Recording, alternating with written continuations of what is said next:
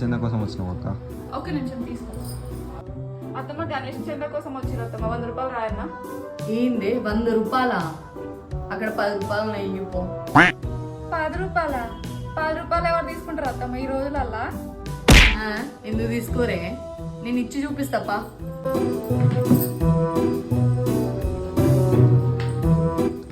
తీసుకో బాబు 10 రూపాయలు. ఏంది 10 రూపాయలు వచ్చింది.